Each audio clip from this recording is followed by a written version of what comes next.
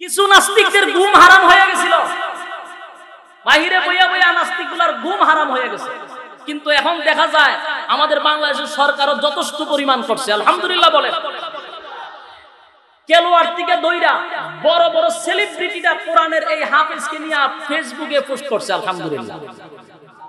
নাস্তিকের তো মাথা পুরা নষ্ট। কিরে, আমি তো বহু চেষ্টা করছিলাম যেটা ঘরোয়া পরিবেশে একটা সামান্য একটা জায়গাতে কয়েকটা আয়াত তেলাওয়াত করছে। কত নিকৃষ্ট মনের মানুষ চিন্তা করেন। 111টা দেশ যেখানে আন্তর্জাতিক একটা কনফারেন্স হয়েছে, ওখানে প্রতিযোগিতায় বাংলাদেশের সম্মান উঠাইয়া দিছে। ঘরোয়া পরিবেশে কয়েকজন বৈশা, ওইগুলো আমি ইচ্ছা করলে আমিও করতে পারি। গাঞ্জা দেখাইছিল মনে নিয়ে আসছে 2 বছর আগে, কইতে পারেন তুই খাইবে যে গাঞ্জা খাবার আগে দেখাস না, এটা মেয়াদ আছে, মেয়াদ ছাড়া কাজ করে টাকলার মতো হইতো চায়। লাস্টে জুতার বাড়ি আছে, বেশি দিন নাই। এইভাবে বাড়ছি, এই যে বাবু বাড়ছে এইভাবে বাড়ছিল, পরে লাস্টে কি তার সমাধান? জুতার বাড়ি। অপেক্ষা কর, তোর কপালে জুতার বাড়ি আছে। লক্ষণ বালা দেখতেছি না। সম্মানিত সুধী, আসুন, কোরআন আসেনি, থাকবেনি কতদিন? কিয়ামত পর্যন্ত। সুবহানাল্লাহ। কোরআন যে কেমন একটি গ্রন্থ, এটা আমি 1 মিনিট আপনাদেরকে বোঝানোর চেষ্টা করছি। 1500 বছর আগ থেকে, এই 1500 বছর থেকে কোরআন চলতেছে, এখনো আছে, আলহামদুলিল্লাহ। আমরা পড়তেছি এবং শুনতেছি। বুকে হাত দিয়ে বলেন, আজ পর্যন্ত কারো কাছে বিরক্ত লাগছে? বলেন লাগছে? কিন্তু যত বড় পণ্ডিতের কবিতাই হন, 5 বার শুনলে পরে বমি আসে। গান যত মিউজিক দিয়া বাজাক, 3-4 বার শোনার পরে আর মজা লাগে না। গজলই আপনি পান, যারা 3 বার 4 বার গায়া লাগলে পরে তো আর শোনার মতো এরকম রুচি থাকে না। 3-4 বার গাইলে মানুষ বলে যে বন্ধ কর, মজা লাগে না। কেন বলেন? তার কারণ হলো মানুষের বানানো। বলুন, কিসের বানানো? মানুষের বানানো। যত চমক 3 থেকে 4 বার মজা শেষ। কথা দিয়ে হই না। সূরা ফাতিহা প্রতিদিন 5 ওয়াক্ত নামাজে পড়তে হয় বাধ্যতামূলক। সূরা ফাতিহা জানা নামাজ হয়নি? তাহলে পড়িও, শুনিও। বিরক্ত লাগছে? ইমাম সাহেবরে কোনদিন কইছেন বলে হুজুর এটা ভালদান মজা লাগে না? আমার মনে হয় কইছে। বরং যত শুনেন তত মজা, যত শুনেন তত মজা। সুবহানাল্লাহ, সুবহানাল্লাহ। এই বিষয়টা নিয়ে যদি খালি এই এতটুকু বিষয় নিয়ে যদি আমরা ভাবি, বালিশের সাথে মাথা লাগাই যদি একটু চিন্তা করি, তাহলে আমার আর বেশি ওয়াজ করার দরকার নাই। এতটুকুই আমার জীবন পরিবর্তন করার জন্য যথেষ্ট। একটা শব্দ সূরা ফাতিহা দেখেন কার কোন সময় মুখস্থ হইছে অনেকে বলতে পারে না। আমি কোন সময় সূরা ফাতিহা মুখস্থ করছি আমি নিজে জানি না। এখানে অনেকেই আছে ফাতিহা অনেকেই জানে না কোন সময় মুখস্থ হইছে, এটা অটোমেটিক মুখস্থ। প্রতিদিন পড়তেছি, প্রতিদিন শুনতেছি, বিরক্ত লাগছে? বিরক্ত লাগে। কি চমক কোরআনের! আল্লাহ বলেন, নাজিল করছি আমি, হেফাজত করব। কথা বলেন না দি, হেফাজতটা কে করবে? কোন রাজা বাদশাহ তো দায়িত্ব দিছে। যদি পৃথিবীর কোন রাজা বাদশাহ তো দিয়া দিত, অথবা জুবাইডেনের হাতে দিয়া দিত, বলে আমেরিকার যে প্রেসিডেন্ট হইব হেরা তো কোরআনের দায়িত্ব, যদি এরকম দিত, 2022 সালে কোরআনের বাপ হইতে নিয়ামত ভাইয়া। কথা বলেন না দি, থাকতো। এক এক বাদশা আসতো, এক এক প্রেসিডেন্ট আসতো, আর বলতো এই আয়াতগুলির দরকার নাই, এটি উড়াইয়া দাও। আরেক প্রেসিডেন্ট আয়া বলতো যে সুদের আয়াতের কোনো দরকার নাই, এটি উড়াও, তো উড়াইয়া দিত। এরপর আরেকজন এসে বলতো যে ফর্দার আয়াতের দরকার নাই, উড়াই দাও। কারণ এখন সমাজে সবসময় শুরু কাপড় নিয়ে যখন আন্দোলন হইতেছে, আমরা এখন একটা সিদ্ধান্ত নিছি, এখন সবাই অর্ধেক ব্লাউজ পরবে। এটা যেহেতু রাস্তায় লামে গেছে গা, ফর্দার আয়াতটা উঠাইয়া দাও। পরের দিন হাইকোর্টে এটা রেডি হয়ে চলে যে হ্যাঁ ওকে, এটা দরকার নাই, যেহেতু আমাদের নারীরা এখন আন্দোলন করতেছে আর কাপড়ই পরতো না 2 দিন পরে, সিদ্ধান্ত নিতেছে। কুত্তা কুত্তি যেভাবে তাহেরা ওইভাবে চলতেছে। কুত্তা কি তার ব্লাউজ কিনবে? কুত্তিয়ে কুত্তায় শার্ট কিনবে? কুত্তির ব্লাউজ নাই, কুত্তার শার্ট নাই, এরাও এখন অর্ধেক অর্ধেক। এখন এইভাবে যদি হইতো তাহলে এরাও কি করতো? ফর্দার আয়াত উঠাইয়া দিত। ক্ষমতা যদি দেওয়া হইতো তাদের হাতে।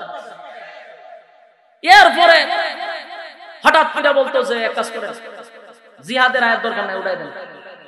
বলুন এই উড়াই দেন বলতে বলতে 2022 সালে কোরআনের বিসমিল্লাহর বাত হয়ে পাইতেন আপনারা?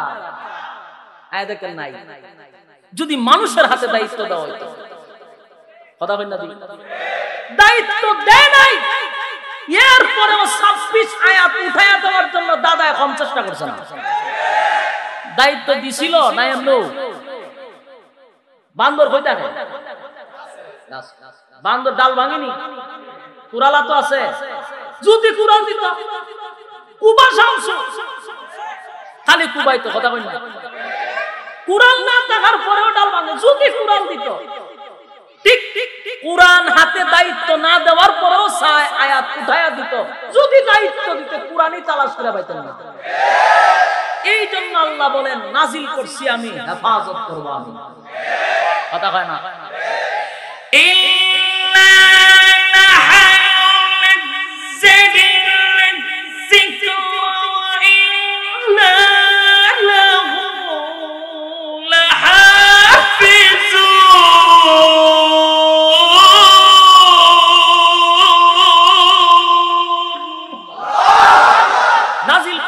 হেফাজতের দায়িত্ব আমি নিছি।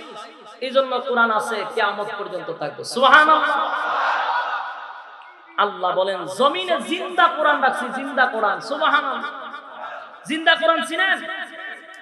জিন্দা কোরআন কিছুদিন আগে 111টা দেশকে পিছনে রেখে বাংলাদেশের লাল সবুজের পতাকা উড়াইয়া তুলছে, ঠিক ঠিক? এটারে কয় জিন্দা কোরআন। কোরআন হাঁটে, কোরআন চলাফেরা করে, কোরআন খানা খায়। 30 পারা কোরআন তার সিনার ভিতরে আল্লাহ ঢুকাই দিয়েছে।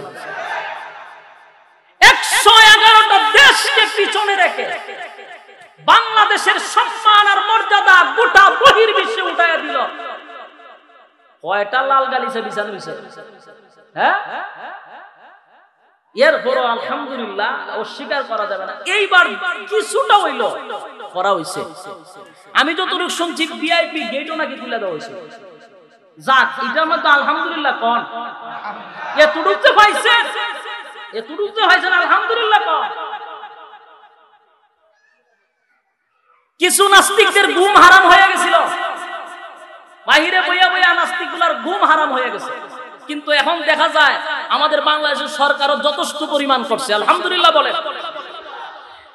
কেলোয়ার থেকে দইরা বড় বড় সেলিব্রিটিরা কোরআনের এই হাফেজকে নিয়ে ফেসবুকে পোস্ট করছে, আলহামদুলিল্লাহ।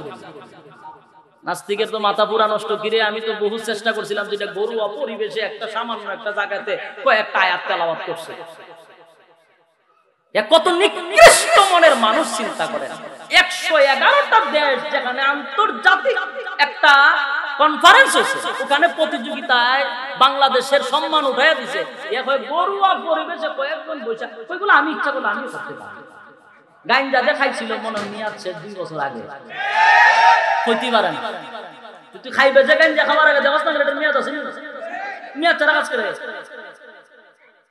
টাকলার মতো হইতো চায়। লাস্টে জুতার বাড়ি আছে, বেশি দিন নাই। এইভাবে বাড়ছি, এ যে বাবু বাড়ছে এইভাবে বাড়ছিল, পরে লাস্টে কি তার সমাধান? জুতার বাড়ি। অপেক্ষা কর, তোর কপালে জুতার বাড়ি আছে। লক্ষণ বালা দেখতেছি না।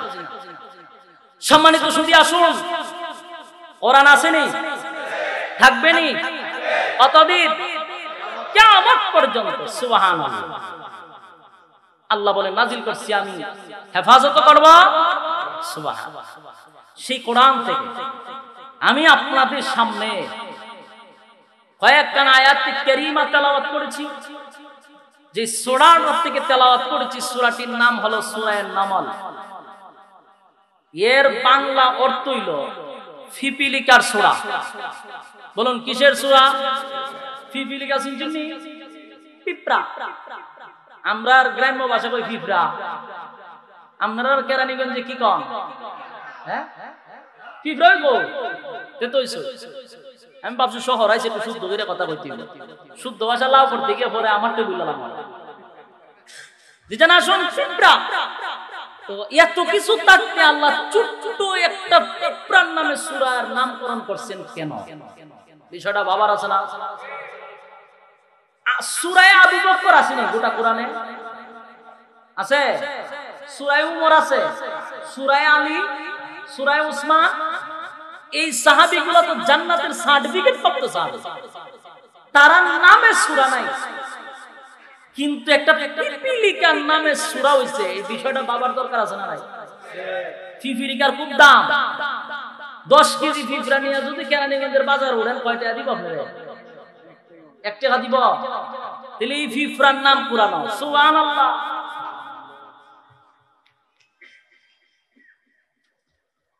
পৃথিবীতে 4 জন বাদশা ছিল। বলুন কয়জন? 4 জন বাদশা ছিল। গোটা পৃথিবী যারা রাজত্ব করছে, শুধু আমেরিকা আর ওই আপনার রাশিয়া না, গোটা পৃথিবী রাজত্ব করছে 60 জন। এর মধ্যে 2 জন বেঈমান, 2 জন ঈমানদার। বলুন 2 জন কি? কাফের, আর 2 জন মুসলমান। 2 জন কাফেরের মধ্যে একজনের নাম হলো নমরুদ্দা। বলুন নমরুদ না নমরুদ্দা? নমরুদ্দা। কই নমরুদ অত শুদ্ধ করে কোন লাগবে? এর নাম একটু ব্যঙ্গায় বলে অসুবিধা। এই নমরুদ্দা ছিল সারা পৃথিবীর বাদশা। আরেকটা ছিল বক্তে নসর। এই সূরাও গোটা পৃথিবী শাসন করছে।